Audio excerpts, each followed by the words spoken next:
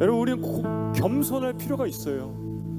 고집을 내려놓고. 얼마나 많은 교회들이 싸웁니까? 다 고집을 부리는 거예요. 내가 주를 위해서 이렇게 하는데, 그래서 조금도 양보가 없어요. 내가 주를 위해서 하고자 하는 일, 주님이 거절할 수도 있다는 것을 모르는 거예요. 그게 아닐 수 있다는 것을 모르는 거예요. 우리 겸손해야 돼요. 내가 아무리 주를 위해서 선한 일을 하려고 해도 주님은 다른 더 위대한 계획이 있는지 모른다는 것입니다. 주님은 정확하게 나의 발걸음, 주님이 나를 부르신 그 사명의 길 가게 하시더라는 것입니다. 여러분의 지혜까지도, 여러분의 그 선한 마음, 여러분의 뜻과 계획과 모든 주님을 향한 좋은 의도까지도 주님 앞에 내려놓을 수 있는 겸손한, 하나님이 그 중심을 기뻐하실 뿐만 아니라 노라고 할 때 순종할 수 있는 하나님이 더욱 기뻐하시는 주님 신뢰하는 저와 여러분 될 수 있기를 주 이름으로 축원합니다. 네, 할렐루야. 주님이 우리와 함께 하시는 줄을 믿습니다. 오늘 저 끝쪽에 우리 새로 오신 분이 계셔서요, 너무 잘 오셨습니다. 우리 환영의 박수 한번 하겠습니다. 네. 너무 잘 오셨어요.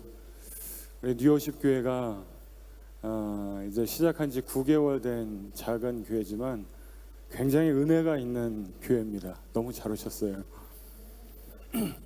오늘 말씀 제목, 주님을 위해 어떤 일을 하고자 할 때 주님은 어떠한 반응이신가, 어떠한 마음이신가, 어떠한 모습으로 우리에게 다가오시는가, 이런 말씀입니다.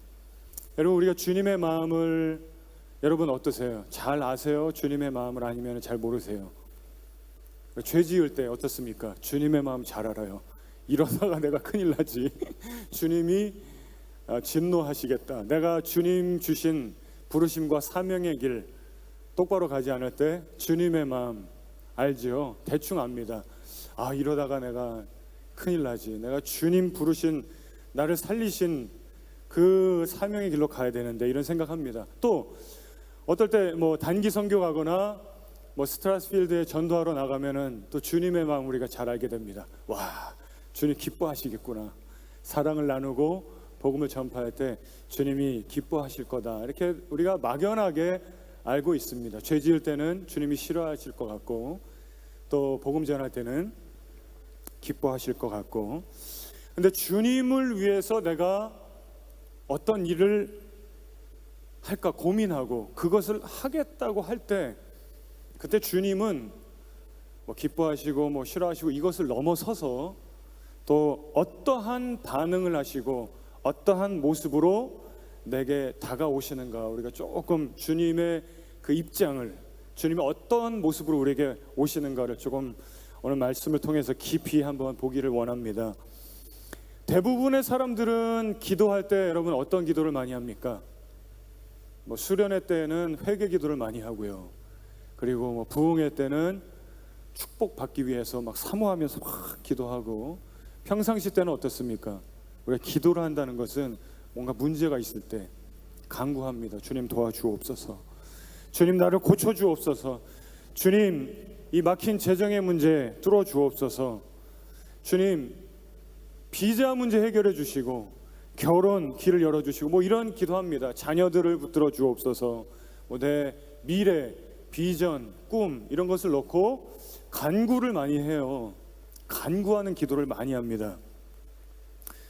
교회에서 우리 성도님들이 목사에게, 목회자에게 찾아올 때도 대부분 기도 요청 아니면은 목사님 우리 집에 지금 이런 일이 있습니다. 큰일 났습니다. 그러니까 우리가 신앙생활하면서 교회 지도자를 찾거나 하나님을 찾을 때 대부분은 내 문제를 가지고 간구할 때입니다. 그러니까 이런 사람은 별로 없어요. 목사님한테 전화해요. 목사님, 제가 전화한 이유는 아주 평안하고요, 선교사로 나가려고 합니다. 그거 말씀드리러 전화했습니다. 이런 사람은 10명 중에 1명 뭐 이 정도밖에 없습니다. 하나님, 제 건강, 저희 자녀, 가정 이거 아니고요. 오늘 제가 하는 기도는 주님을 위해서 제가 오늘 이거 하겠습니다. 이렇게 기도하는 경우는 아주 드물다는 거예요. 그죠?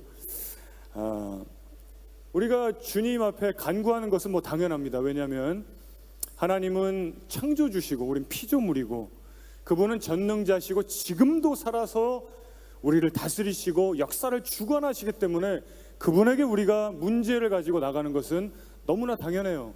그 틀린 게 아닙니다. 맞습니다. 그런데 오늘 본문에 다윗은 주님께 어떠한 모습으로 나가는가? 대부분의 성도들은 오늘도 주님 도와주옵소서, 내일도 주님 간구 역사해 주십시오, 함께 해 주십시오, 도와주시고 여기에 이렇게 해주시고 이렇게 해주시고 저렇게 해주시고 다 간구만 하면서 주 앞에 나가는데 다윗은 오늘 주님 앞에 어떠한 모습으로 나아갔는가 우리가 보고자 합니다. 주님 앞에 다윗이 고민을 하다가 결단을 해요. 주님 앞에 헌신하겠습니다. 그 내용이 뭐죠? 주님 앞에 드리겠습니다. 헌신하겠습니다. 주를 위해서 제가 이거 하겠습니다. 그게 뭐죠? 성전 건축입니다. 여러분 오해하지 마세요. 오늘 말씀이 우리 성전 건축하자고 설교하는 내용이 전혀 아니에요. 1%도 그런 의미가 없어요. 우리 뭐 건축할 때도 당연히 아닐 뿐더러 여러분 이 다윗의 모습 한번 보자는 거예요. 우리는 늘 받으려고만 했지 주님 이거 주세요, 이렇게 역사해 주세요, 이렇게 인도해 주세요, 이렇게 내 삶에 역사해 주세요, 하나님의 손길이 필요합니다만 했지 주님 제가 주님 앞에 이렇게 드리겠습니다 이런 기도는 별로 없다는 거예요. 근데 오늘 다윗은 주님 제가 주님 성전을 건축하고 싶습니다. 주를 위해서 그런 마음으로 주 앞에 나아갑니다. 여러분 우리 자녀들이 어떤가요? 받으려고만 하지. 엄마 비키세요, 제가 설거지 하겠습니다 이런 자녀는 100명 중에 1명 있을까 말까 한 거예요. 엄마 제가 청소하겠습니다 이러기보다는 어지럽히고 받으려 하고 용돈 주세요, 옷 사주세요, 밥 주세요, 넌 3번 먹었는데 또 먹니? 끊임없이 계속 주세요, 도와주세요, 이거 필요해요, 저게 필요해요, 선물 생일 선물 받고 또 크리스마스 선물 땡겨주세요, 내년 세뱃돈 땡겨주세요, 용돈 땡겨주세요, 계속 주세요. 그런데 부모에게 어느 날 아빠 제가 아빠에게 선물을 드리겠습니다 그러면은 부모의 마음이 어떤가요? 제가 지난주에 이렇게 카드를 받았어요. 파더스 데이. 저희 막내딸 우리 초등학교 3학년인데 아빠에게, 여기 안에 제가 한번 읽어보겠습니다. 아빠 해피 파더스 데이, 아빠 사랑해요. 그리고 아빠는 목사님이니까 아빠 힘내요. 또 아빠는 최고로 멋져요. 공부도 제일 잘해요. 아빠 카드가 너무 이상해요. 아빠 제가 그린 거 어때요? 그리고 저희 5 식구를 여기 그렸어요. 여기 그린 제 모습에는 십자가 목걸이를 메고 있고 NWC가 써있는 뉴워십 처치 티셔츠를 입고 있습니다. 이 종이로 만든 카드, 우리 에스라가 저에게 선물한 카드, 제가 이거 받고 기분이 어땠을까요? 분노했을까요? 막 혈압이 오르고 막 열받고 그랬을까요? 이거 다이아몬드 아니에요. 이거 명품 가방 뭐 이런 거 아닙니다. 하지만 아빠는 기분이 좋은 거예요. 이 카드가.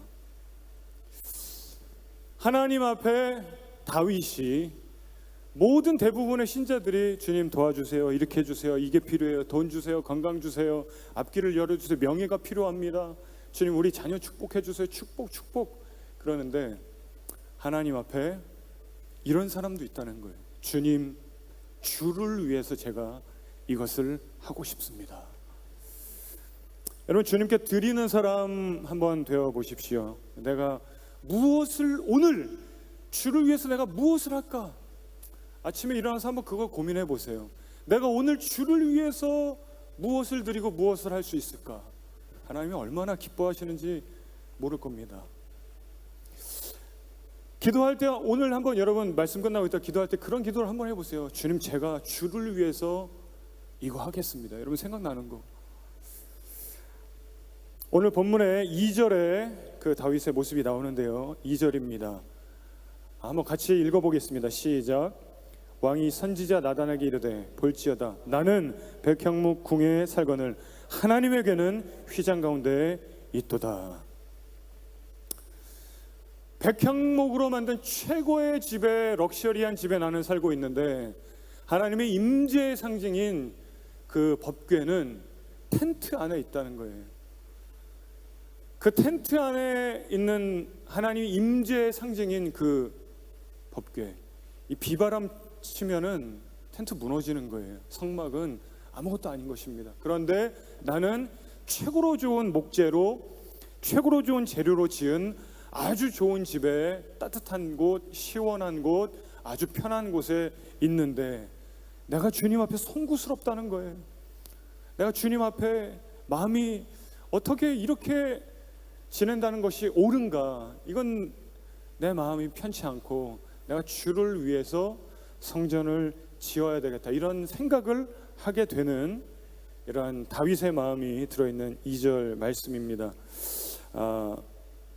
오늘 첫 번째, 마음의 중심을 기쁘게 받으시고 축복하신다. 여호와 하나님이요, 이 다윗의 마음에 그 깊은 이 마음의 중심을 기쁘게 받으셨어요. 그리고 그를 축복하는 거예요. 주님은 우리 중심을 보는 분인 줄로 믿습니다.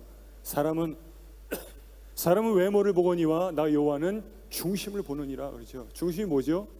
어떤 행동의 동기, 어떤 그 행동의 그 뿌리를 보는 거죠. 우리가 주중에 야고보서 2장 성경 공부를 했습니다. 그 야고보서 2장 성경 공부 내용이 어떤 내용이 나왔냐면, 회당에 이 가락지를 끼고 좋은 아름다운 옷을 입은 사람이 들어오니까 아주 좋은 자리로 안내를 하는 거예요. 그리고 가난하고 조금 이 건 모양이 거지 같은 사람이 들어오니까 너는 그냥 내 발등상 아래나 있으라고 차별을 하는 것입니다. 근데 야고보는 그 차별하는 사람의 그 마음의 깊은 뿌리를 지적하는 거예요. 하나님 신뢰하지 않기 때문에 차별한다. 정말 하나님이 나를 선하게 인도하실 것을 믿고 신뢰하고 의심하지 않고, 그래서 주님 앞에 충성하고 주님 앞에 달려간다면 어떤 사람이 나에게 도움이 될까? 잘해주고, 도움이 안 될 것 같은 사람은 막대하고, 이런 행동이 나오지 않을 거라는 거예요. 하나님은 마음의 중심을 보신다는 거예요. 우리 마음의 동기를 보신다는 거예요. 우리 마음의 깊은 곳에 있는 뿌리를 보신다는 거예요. 다윗이 내가 주를 위해 성전을 건축하고 싶다라고 할 때 그 마음의 중심을 보시고 기뻐하셨다라는 것입니다. 그리고 축복하시는 거예요. 여러분, 제가 이 카드를 들고 나온 것은 이게 대단한 선물이어서 제가 자랑하려고가 아니죠. 제 딸의 마음의 깊은 중심을 보고 제가 기뻐했다라는 거예요. 야, 이 녀석 아빠를 사랑하는구나. 이게 아빠를 기분 좋게 하는 거잖아요. 그러니까 하나님께서 다윗의 중심을 보시고 그 깊은 마음을 보시고 기뻐하시고 축복을 하시는데요. 우리 9절 한번 보시겠습니다. 내가 가는 모든 곳에서 내가 너와 함께 있어 내 모든 원수를 내 앞에서 멸하였은즉 땅에서 위대한 자들의 이름같이 어떻게 해주신다고 그러죠? 내 이름을 위대하게 만들어 주리라. 이게 하나님의 마음이에요. 아버지가 그러지 않겠어요?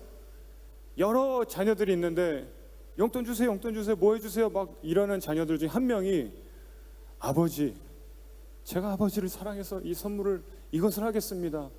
아버지, 어머니 비키세요, 제가 청소할게요, 설거지할게요. 막 감동을 받지 않겠습니까? 그리고 지금 하나님께서 다윗에게 내 이름을 위대하게 만들어 주겠다. 이게 하나님의 마음이 느껴지잖아요. 위대하게 해주겠다, 높여주신다는 거죠. 여러분, 우리가 기분 좋은 거는 존중해 줄 때예요. 인정해 줄 때입니다.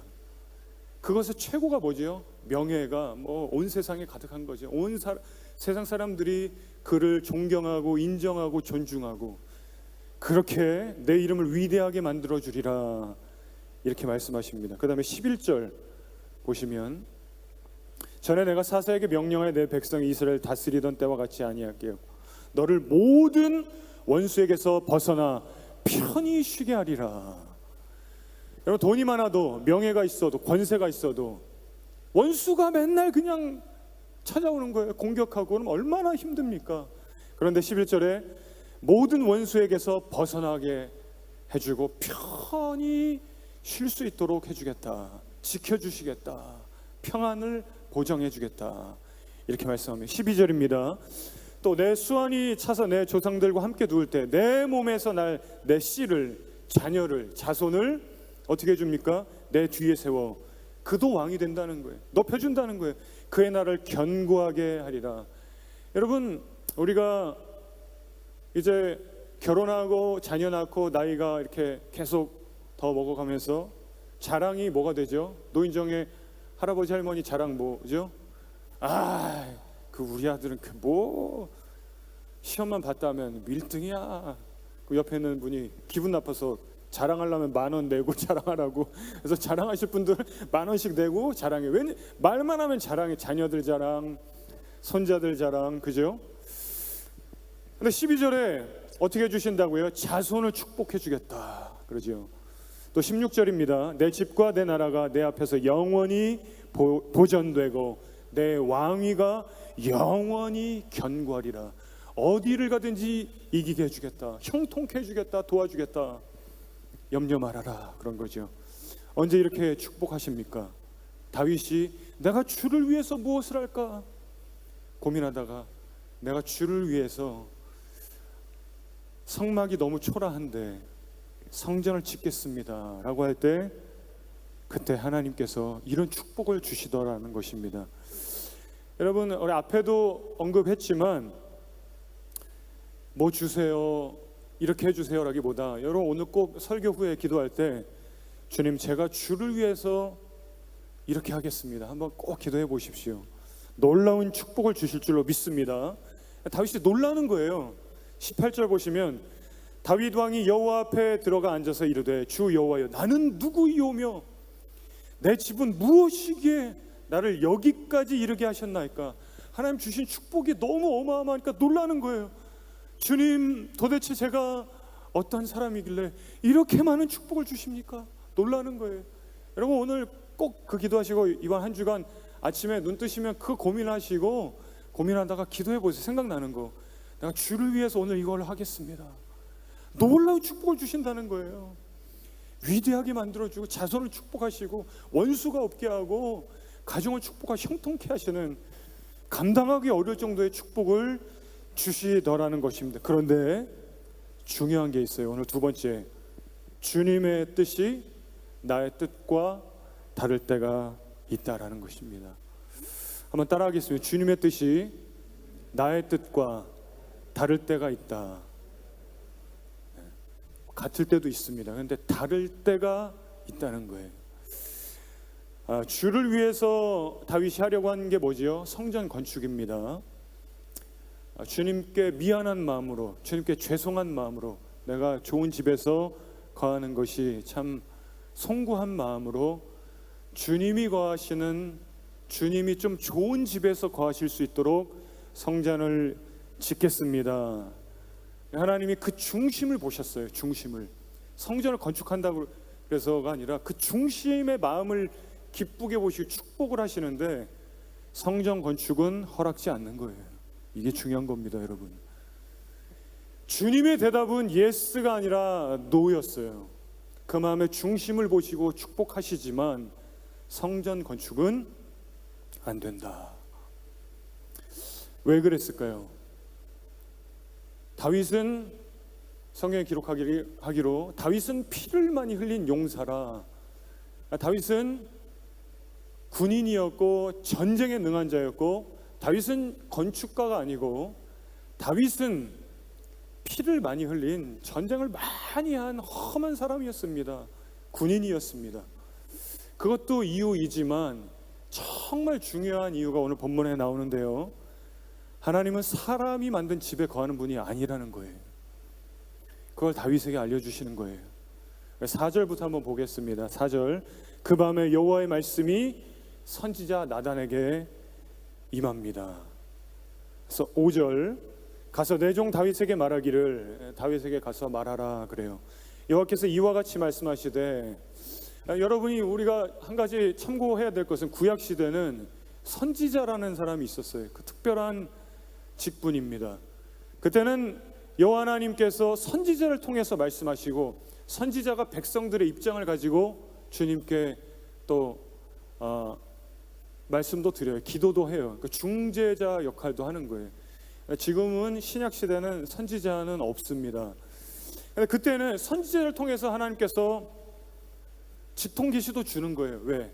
성경 66권이 완성되지 않았기 때문에 선지자가 환상을 보고 주의 음성을 사운드처럼 생생하게 듣고 하나님을 만나고 이러는 시대입니다. 그런데 선지자에게 말씀하시죠. 5절에 내 종 다윗에게 말하기를, 여호와께서 이와 같이 말씀하시되 내가 나를 위하여 내가 살 집을 건축하겠느냐.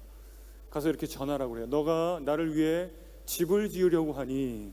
6절입니다. 내가 이스라엘 자손을 애굽에서 인도하여 내던 날부터 뭐라고 그러죠? 오늘까지 집에 살지 아니하고 장막과 성막 안에서 다녔나니. 성막도 집이잖아요. 뭐 이렇게 생각할 수 있는데 성막은 어때요, 여러분? 계속해서 이동하는 거예요. 사막에서 계속해서 이동하는데 무슨 말이죠? 하나님의 백성들이 이동하는 곳마다 하나님이 불기둥으로 구름기둥으로 함께 하시는 거예요. 그 성막과 장막 안에 거하시는 분이 아니라 그 백성과 함께하는 분이셨습니다. 그러니까 오늘까지 집에 살지 않았다는 거예요. 7절 보면 이스라엘 자손과 더불어 다니는 모든 곳에서 내가 내 백성 이스라엘을 먹이라고 명령한 이스라엘 어느 지파들 가운데 하나에게 내가 말하기를 너희가 어찌하여 나를 위하여 백향목 집을 건축하지 아니하였느냐라고 말한 적이 있냐는 거예요. 한 번도 없다는 거예요. 내가 언제 너희에게 좋은 목재로 재료로 나를 위해 집을 지으라고 말한 적이 있냐. 나는 사람이 만든 집에 거하는 존재가 아니다. 이거를 알려주시는 거예요.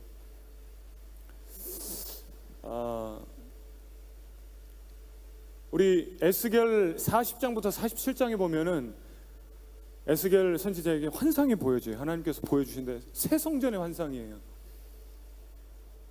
에스겔의 환상은 너무나 유명한 몇 가지 환상인데 여러분 잘 아시는 것처럼 마른 뼈들이 큰 군대를 이뤄요. 이스라엘 회복될 거라는 거예요. 또 이 환상도 굉장히 유명한 아주 중요한 환상이죠. 무엇입니까? 새 성전. 에스겔이 제사장 출신인데 환상에 보니까 이 문지방 아래에서 물이 막 흐르는 거예요. 물이 막 흘러나오는데 이건 제사장의 상식으로 볼 때 불가능한 거예요. 문지방 밑에서 물이 쫙 흘러나오는데요. 처음에 발목에 차고 무릎에 차고 허리까지 차고 그 다음에 완전히 잠길 정도로 차서 막 헤엄을 쳐야 되는 거예요. 그 물이 어디로 가요? 환상에서 보면 동쪽 바다로 흘러가는 거예요. 동쪽 바다는 사해죠. 사해. 염분이 있는 생물이 다 죽는 거예요. 그런데 그 물이 흘러가니까 생물이 다 살아나는 거예요.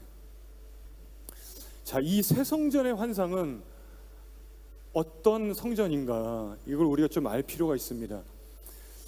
우리가 아는 것처럼 다윗이 성전을 짓고 싶습니다. 오늘 본문에 나오는데 하나님이 거절하세요. 안 된다. 그리고 솔로몬이 성전을 짓게 됩니다.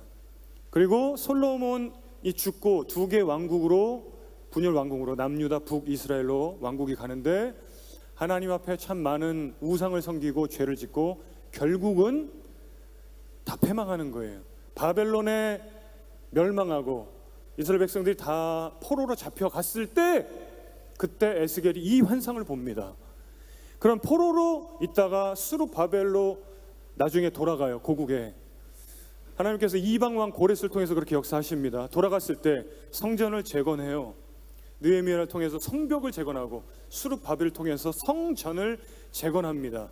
자, 그때 성전이 에스겔이 본 성전인가? 아니죠. 굉장히 초라한 성전이에요. 근데 에스겔이 본 성전은 굉장히 화려한 성전입니다.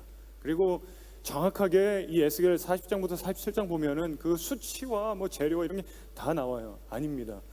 그 후에 헤롯 대왕이 그 성전을 46년 동안 아름답게 꾸밉니다. 그 성전은 에스겔이 본 성전인가? 아닙니다. 그러면 에스겔이 본 성전은 어디에 있는 것입니까? 언제 이루어집니까? 천국에서 이루어집니까? 여러분, 요한계시록 21장 22절에 보면은 내가 보니 성 안에 성전이 없고 전능하신 이 하나님과 어린 양이 성전이라 그래요. 어린 양이 성전이라. 하나님이 성전이고 어린 양이 성전이라. 그래서 우리가 잘 아는 예수님이 성전 정화의 사건, 매매하는 자들 막 비둘기 팔고 하는데 가서 상을 뒤집어 엎어버리시죠. 내 집은 만민이 기도하는 집이다. 그리고 그때 유대인들이 너가 누구에게 이런 표적을, 이런 일을 하냐, 보여줄 표적이 있냐. 그때 뭐라고 그래요? 이 성전을 허물어라. 내가 사흘 만에 일으키리라. 그때 뭐라고 그래요? 유대인들이 46년 동안 우리가 지은 건데 이걸 네가 어떻게, 예수님 그 말씀에 예수님은 자기의 육체를 가리켜 말씀하셨다 그러죠. 그러니까 새 성전은, 에스겔이 본 새 성전은 어디서 이루어집니까, 여러분? 또 오늘 본문에 주님이 나는 집에 거하는 존재가 아니다, 사람의 건물 안에 거하는 존재가 아니다. 무슨 말이에요? 예수님이 성전이에요. 예수님이 우리 안에 들어오시면 우리가 성전이 됩니다. 고린도전서 3장 16절에 너희 몸이 성전인 줄 알지 못하느냐 그러죠. 여러분, 우리가 몸을 더럽히고, 뭐 어떤 청년들은 그런 질문을 많이 합니다. 목사님, 꼭 술을 마시면 안 됩니까? 성경에 안 나왔잖아요. 그때 해줄 수 있는 말이에요. 너의 몸이 성전이다. 성전에 술 붓겠니? 담배 피지 말라고 안 써 있잖아요. 마약하지 말라고 안 써 있잖아요. 너의 몸이 성전이다. 주님이 거하시는 곳이 성전이고, 그럼 어떻게 돼요? 생수의 강이 흘러나는 거예요. 그 생수의 강이 흘러가는 곳에 사해 바다라 할지라도 살리는 생명력이 일어나는 것입니다. 할렐루야. 여러분 깨달아지시죠? 다시 이제 본문으로 우리가 돌아갈게요.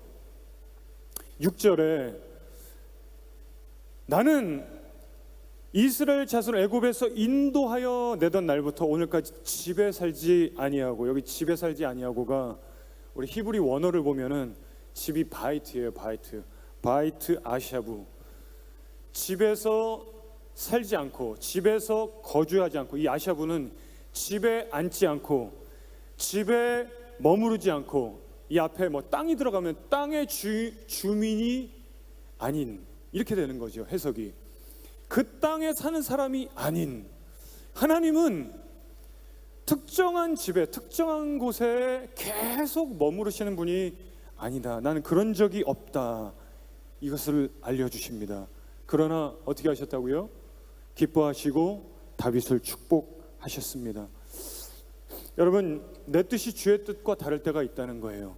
우리 사도행전 16장에 보면 바울이 1차 전도 여행 마치고 2차 전도 여행할 때 환상이 보여집니다. 마게도냐 사람이 와서 우리를 도우라, 이런 환상을 봐요. 꿈을 꿉니다. 근데 사도행전 16장에 기록하기를 예수의 영이 허락하지 아니하시거나, 이런 표현이 있어요. 바울은 바나바와 크게 다툰 다음에 갈라섰어요. 그리고 아시아 지역에서 디모데와 동역을 하게 되고 전도하고 교회를 세우는데 참 많은 열매가 있습니다. 계속해서 아시아에서 사역을 하려고 하는데 주님께서 그거 아니라는 거예요. 그리고 어떻게 하세요? 유럽으로 선교의 방향을 확 바꾸시는 거예요. 내 생각과 주의 뜻이 다를 때가 있다는 거예요. 내가 주를 위해 건축하겠습니다. 아니라는 거예요. 주님, 제가 선교 아시아 지역에서 하겠습니다. 아니라는 거예요. 이럴 때가 있다는 거예요. 여러분, 우리가 잘 아는 베드로도 그랬죠. 예수님이 나는 이제 잡혀가, 얘들아, 나는 이제 죽게 된다. 예수님, 그런 일은 없을 겁니다. 그리 마옵소서. 이 일이 결코 죽게 미치지 아니하리이다. 예수님 뭐라고 그러시죠? 사단아 내 뒤로 물러가라. 너는 사람의 일을 하고 하나님의 일을 모르는구나. 그렇게 말씀하시면서 너가 하나님의 일을 생각하지 못했다, 이렇게 말씀하세요. 여러분, 우리는 겸손할 필요가 있는 거예요. 내가 주님을 위해서 이것을 하겠습니다, 이게 필요하지만, 주님 그 중심을 보시고 기뻐하시지만 그게 주님의 뜻과 딱 맞지 않을 수 있으니 무엇이 필요할까요? 일단 고집 부리면 안 됩니다. 고집 부리면 안 돼요. 두 번째, 내 뜻과 계획을 바꿀 수 있는 유연함이 좀 있어야 돼요. 제가 이거 하겠습니다. 교회에서도 목사님, 순장님, 제가 이거 하겠습니다 하도 충돌이 일어나면 바꿀 수 있는 유연함이 좀 있어야 된다는 거예요. 내가 주를 위해서 하겠다는데 왜 막습니까? 이게 아니고, 고집 부리지 않고 하나님의 뜻이, 하나님의 대답은 예스가 아니라 노일 수 있다라는 것이죠. 왜 그렇습니까? 세 번째, 정확하게 나의 사명의 길을 가게 하신다. 한번 따라하겠습니다. 정확하게 나의 사명의 길 가게 하신다. 우리 8절 한번 보시면, 그러므로 이제 내 종 다윗에게 이와 같이 말하라. 만군의 여호와께서 이와 같이 말씀하시기를, 내가 너를 목장 곧 양을 따르는 데서 데려다가, 내가 너를, 양치기였고 목동이었던 너를 내가 데려다가, 뭐예요? 내가 너를 불렀다. 내가 너를 선택했다. 그래서 내가 너를 이스라엘의 주권자로 삼고 이스라엘의 통치자로 삼았다. 내가 그렇게 했다는 거예요. 다윗의 길을 인도해 오셨다라는 것을 말씀하십니다. 우리 21절 보시면, 주의 말씀으로 말미암아 주의 뜻대로 이 모든 큰 일을 행하사 주에게 알게 하셨나이다. 그러니까 다윗이 이렇게 고백해요. 주님, 제가 깨달았습니다. 주님의 뜻대로 하시는군요. 주님의 목적과 주님의 계획과 주님의 섭리대로 이끌어 가시는군요. 제가 알게 되었습니다. 이렇게 고백을 해요. 그러면서 23절 한번 보시죠. 땅에 어느 한 나라가 주의 백성 이스라엘과 같으리까? 하나님이 가서 구속하사 자기 백성 삼으시고 명성을 내시고, 지금 무슨 말이 나오죠? 어떤 내용? 이스라엘 백성을 하나님께서 택하시고 부르시고 건져내시고 이끄시고 그들을 통해서 영광을 받으시는 이런 일을 했다라는 것을 말씀합니다. 주의 땅을 위하여 들어온 일과 애굽의 많은 나라들과 그의 신들에게서 구속하신 백성 앞에서 행하셨사오며, 무슨 말이죠? 다윗, 너도 내가 택해서 내 계획대로 목적대로 양치기인 너를 내가 이끌어 왔고, 이스라엘 백성도 애굽에서 내 계획과 목적과 섭리대로 이끌어 왔고, 그럴 때 쓰는 사람 정확하게 쓰시는 거예요. 모세를 쓰시고 아론은 아론대로 쓰시고, 그들마다 역할이 있고 정확한 사명을 그들이 했다라는 것입니다.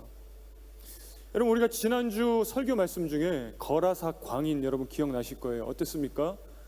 귀신이 돼지떼에게 들어가고 예수님 따라가고 싶습니다. 그래서 예수님 뭐라고 그래요?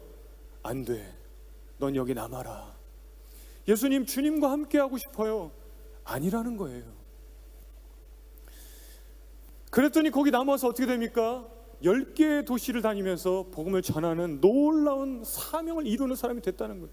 하나님이 목적대로 계획대로 정확하게 쓰시기 위해서 어떻게 하세요? 노하시는 거예요. 지금 제가 오늘 이것을 하겠습니다. 중심은 기뻐하시고 축복하시지만 아닌 건 아니라는 거예요. 주님은 각 사람을 향한 계획이 있으세요. 여러분 믿으십니까? 나를 향한 놀라운 계획과 섭리가 있는데 실수가 없다는 거예요. 정확하게 이끌어 가신다는 거예요. 다윗처럼, 이스라엘 백성처럼. 어떤 사람은 손이 커요. 우리 피아노 치는 한님자매 손가락이 얼마나 긴지 몰라요. 엄지 손가락이 둘째 손가락이랑 거의 맞먹을 정도로 피아노 막 엄청 잘 치잖아요. 어떤 사람은 드럼을 하고, 어떤 사람은 방송, 어떤 사람은 미술, 음악, 어떤 사람은 앞에 서는 거를 잘해요. 어떤 사람 앞에 나오면 다리가 막 개다리 춤 추듯이 막 떨려요. 어떤 사람은 마음이 따뜻한 거예요. 말 한마디로 위로해주고 사랑해주고. 어떤 사람 마음은 차갑지만 굉장한 돌파력이 있어요. 추진력이 있어요. 불시험이 와도 주저하지 않고 그냥 뭐 어디 선교지 땅끝이라도 가는, 사람마다 다 다르더라는 거예요. 하나님이 그 계획과 목적대로 어떤 사람 홀쭉이, 어떤 뚱뚱이, 어떤 키작이, 어떤 키 큰 사람, 검정 사람, 흰 사람, 노란 사람, 손이 작은 사람, 뭐든지 다 할 수 있는, 손이 크고 뭐 두꺼운 사람, 힘센 사람 다 다르다는 거예요. 하나님 계획이 있다는 거예요. 여러분 믿으시기를 바랍니다. 그 지으신 목적대로, 부르신 목적대로 정확하게 하나님이 쓰시기 위해서 아니다 그럴 때가 있다는 거예요. 다윗은 전쟁을 많이 한, 피를 많이 흘린 용사이기도 하지만 피 흘려서 손이 더러워서가 아니라 그의 부르심과 목적은 양치기를 부르셔서 이스라엘의 당시에 통치자 삼으시는 거기까지예요. 솔로몬은 성전을 짓는 게 또 그의 부르심과 목적인 것입니다. 여러분, 우리는 때로는 좋은 의도로, 주를 위한 의도라고 해서 주님보다 앞서갈 때가 있어요. 내가 주님 뜻보다 올라갈 때도 있어요. 이게 보통 문제가 아니에요. 주님은 노 하는데 고집을 부려요. 그거 내가 하겠다는 거예요. 주님은 너는 남아라 하는 거예요. 넌 아시아 말고 이제 유럽으로 가라. 그래야 유럽에 있는 사람들에게 복음이 들어가요. 남아야 데카볼리의 10도시에 복음이 들어가요. 다윗은 성전을 건축하는 것은 아니었다라는 거예요. 여러분, 교회도 그렇습니다. 가정도 그렇습니다. 우리 개인뿐만 아니라 가정도, 교회도, 우리의 모든 삶도 하나님께서 정확하게 뜻하신 목적대로 실수 없이 이끌어 가시는 줄로 믿습니다. 그러니까 때로는 자녀들이 내 뜻대로 안 돼도 주님께 맡겨야 되는, 신뢰해야 되는 거예요. 하나님 실수가 없다는 거예요. 의심하지 말아야 돼요. 하나님이 정확하게 저 핸드폰 중독자, 그러나 하나님은 정확하게 인도해 가실 걸 믿고, 그러면 마음이 평안해지는 거예요. 너 이 자식아 그만해라. 뭐 때로는 필요해요. 때로는 근데 뭐 막 맴매할 때도 있어야 되고 이렇게 혼낼 때도 있어야 돼요. 그러나 하나님께서 정확하게 우리 가정, 우리 교회, 우리 모든 삶을 이끌어 가시는 줄로 믿습니다. 여러분, 의심하지 마시고 하나님 신뢰하실 수 있기를 주의 이름으로 축원합니다. 때론 어려워도, 때론 넘어져도 하나님은 나를 이끌어 가고 계시다라는 것입니다. 말씀 정리하겠습니다. 하나님을 위해서 성전을 건축하고 싶어요 라고 했었던 다윗, 여러분, 그의 마음이 얼마나 귀합니까? 하나님께서 중심을 기쁘시게 받으시고 그 마음의 동기와 그 마음을 받으시고 놀라운 축복을 주시더라는 거예요. 너를 세계 가운데 위대하게 해주겠다. 원수가 없게 해주겠다. 너의 가정과 자녀를 축복해 주겠다. 너가 어디로 가든지 이기게 해주겠다. 주님이 너무나 기분이 좋으신 거예요. 그러나 내가 하고자 하는 그 일, 주님의 뜻과 다를 때 있다는 겁니다. 여러분 매번 다른 게 아니고요, 다를 때가 있다는 거예요. 허락하지 않을 때가 있다는 거예요. 여러분, 우리는 겸손할 필요가 있어요. 고집을 내려놓고, 얼마나 많은 교회들이 싸웁니까? 다 고집을 부리는 거예요. 내가 주를 위해서 이렇게 하는데, 그래서 조금도 양보가 없어요. 내가 주를 위해서 하고자 하는 일, 주님이 거절할 수도 있다는 것을 모르는 거예요. 그게 아닐 수 있다는 것을 모르는 거예요. 우리 겸손해야 돼요. 내가 아무리 주를 위해서 선한 일을 하려고 해도 주님은 다른 더 위대한 계획이 있는지 모른다는 것입니다. 주님은 정확하게 나의 발걸음, 주님이 나를 부르신 그 사명의 길 가게 하시더라는 것입니다.